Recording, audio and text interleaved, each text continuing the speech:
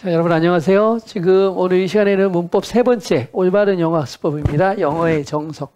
제대로 배우면 영어는 반드시 점수도 오르고 완벽해질 수 있습니다. 영어가 어려운 이유는 제대로 배우지 않기 때문입니다. 자, 문장을 보시면요. 올바른 표현을 찾는 문제고 굉장히 쉬운 문제죠. OX 문제와 가깝잖아요. 두 개 중에 하나 고르는 거. 자, 포인트는 뭐냐면요. ing가 나오고 명사가 나왔을 때 이것에 대한 해석에 관한 얘기지요. 이게 쉽습니다. 원래 해석하면은 sleeping baby 그럼 뭐예요? 잠자고 있는 애기 이렇게 해서 너무나 쉽게 해석이 되지요. 잠자고 있는 애기. 그런데 이 문제를 좀 보시면요. 똑같습니다. 자라나는 아이들, 자라나는 아이들 이렇게 해석될 수가 있는데 이건 해석의 1번만 해당합니다. 두 번째 해석이 있습니다. 자라나는 아이들, 자라는 아이들일 수도 있고요. 아이들을 기르는 것, 그래서 자녀 양육이 될 수도 있습니다. 그래서 자라나는 아이들일 때 이 문장의 주어는 아이들이 되겠죠. 아이들이 되겠죠. 만약에 아이를 기르는 것 이렇게 된다면 주어는 아이들이 목적어가 되고 기르는 것이 동명사가 되면서 주어가 되겠습니다. 그래서 이 문제는 표면적으로 해석을 해서 답을 찾는 게 아니고 문장이 나올 때 문장의 의미 구조를 정확히 파악해서 얘와 얘의 의미 구조를 정확히 파악해서 두 번째, 이 문맥 속에서 올바른 해석이 되도록 표현을 찾아내는 연습이거든요. 그러니까 우리가 적당히 읽고 이 문장 해석하기 굉장히 쉽죠. 그냥 잘하는 애들 영양을 주는 음식이 필요하구나. 잘하는 애들은 많은 인내심이 필요하구나. 이렇게 해석을 하면 전혀 문제가 없어 보여요. 그런데 실제 시험 문제들에서는 이게 고르라고 문제가 나오기 때문에 이 고르는 게 중요한 게 아니고 이 고르는 것의 근거가 중요하잖아요. 어떤 판단이 돼야 그 판단의 근거로 해서 정답을 초이스, 셀렉트 하시면 되게 되는데 이 초이스나 셀렉트가 안 되는 이유는 근거가 빈약하기 때문에 그 근거에서 판단이 안 오고 판단이 안 오니까 답을 못 고르는 거예요. 그럼 근거는 주로 어디에서 오냐면 아까 말씀드린 대로 정확하고 정밀한 문맥에 맞는 구조에 맞는 의미에 맞는 상황에 맞는 해석에서 오는 건데 이 해석을 학생들이 자의적으로 한단 말이에요. 감으로 하거나 그러기 때문에 1단계에서 멈춰버리기 때문에 근거 찾기, 판단하기, 정답 고르기가 전혀 다 마비되는 현상이 오는 것입니다.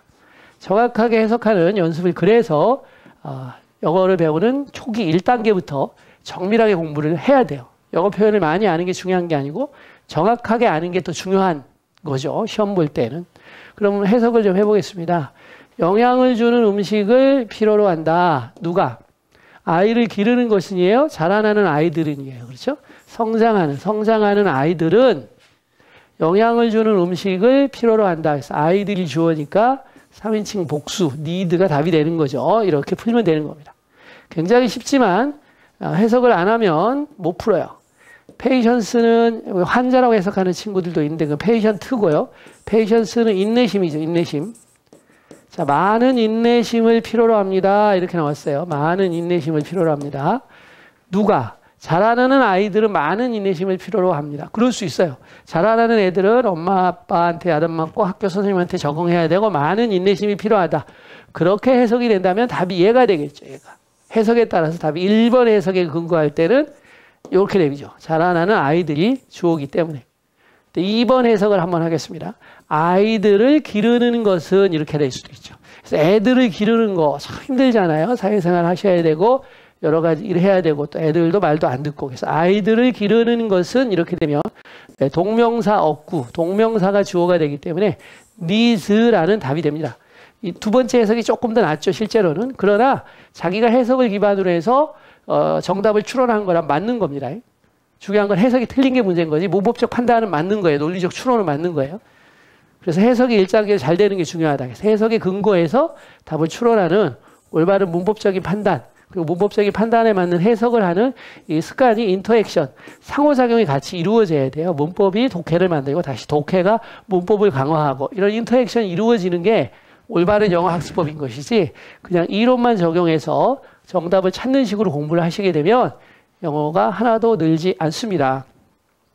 3번 보도록 하겠습니다. 자, 이것도 같은 패턴이에요. ing가 와 있고 명사가 와 있는 패턴이 되겠죠. 자, 아까 단어는 아까 need, 필요로 하다라는 단어를 줬는데요. 단어를 일부러 한번 올려봤습니다. require, demand. 이게 필요로 하다, 요구하다, 또 call for, ask for. 이것도 필요로 하다, 요청하다라는 뜻이거든요. 그래서 이런 같은 단어들인데 단어의 수준을 살짝씩 올려가면서 출제를 할 수 있다는 것을 보여주기 위하여 단어들을 살짝 바꿨고요. 실제는 같은 포인트들입니다. 그럼 여기서 볼게요. 많은 물과 햇볕. 많은 물과 햇볕을 필요로 한다. 그러면 장미를 기르는 것은이냐 아니면 자라나는 장미들이냐 이렇게 되죠.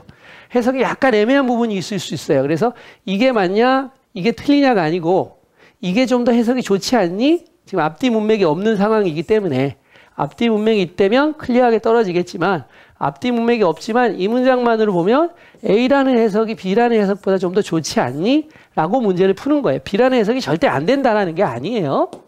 자, 해석을 그럼 해볼게요. 자라나는 장미들은 많은 물과 햇볕을 필요한다. 그렇죠. 성장하고 있는, 성장하는 장미들은 장미가 주어져 필요로 한다. 많은 물과 햇빛을 이렇게 되겠죠. 근데 선생님 저는요. 장미를 재배하는 것은 요구한다. 많은 물과 햇빛을 이렇게 해석하고 싶어요. 아, 그럼 틀린 게 아니라는 거죠. 맞을 수 있다는 겁니다. 근데 이쪽 해석이 조금 더 좋아 보인다라는 거죠. 성장하는 장미는 물과 햇볕이 필요하다라는 해석이 일반적이기 때문에. 오케이? 여기는 어떻게 될까요? 지식이죠. 여러분이 공부할 때 이거는 이거였으니까 이거는 반대일 거야. 이렇게 공부하시면 안 돼요. 정확하게 이해하는 연습을 하는 거죠. persistance도 이 patience라는 단어가 아까 나왔죠. 인내심이라는 단어. 이 단어를 끈기라는 조금 센 단어로 바꿔서 어휘가 강화돼야 된다라는 점을 강조하기 위해서 전환을 해봤습니다. 자, 가시면 자 볼게요. call for, 요구한다, 필요로 한다 이런 얘기예요. 지식과 끈기를 필요로 한다. 지식과 끈기를 필요로 한다 이런 얘기입니다.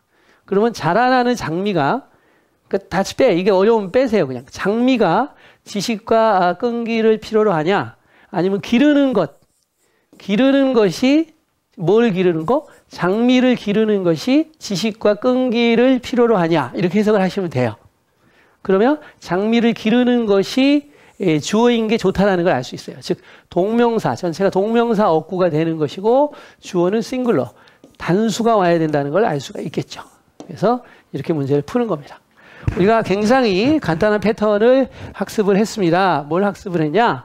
명사가 오고 명사 뒤에 ing가 오는 패턴을 봤는데 이 해석은 두 가지로 해석이 되더라. 첫 번째 현재 분사로 뭐뭐 하는 명사 이렇게 해석이 될 수 있다라고 배웠고 두 번째로는 명사가 목적어가 되는 거죠. 그래서 뭐뭇을 뭐뭐 하는 것 그래서 동명사 이거에 따라서 얘는 얘가 주어가 되고 얘는 얘가 주어가 되고 그래서 주어 동사의 수일치 문제로까지 끌고 가는 것을 배웠고요. 이것의 근본은 뭐다? 동명사와 현재분사의 적절한 해석 능력을 문맥에 맞춰서 하는 것을 측정하는 시험이다라는 걸 알 수가 있는 거죠. 감사합니다.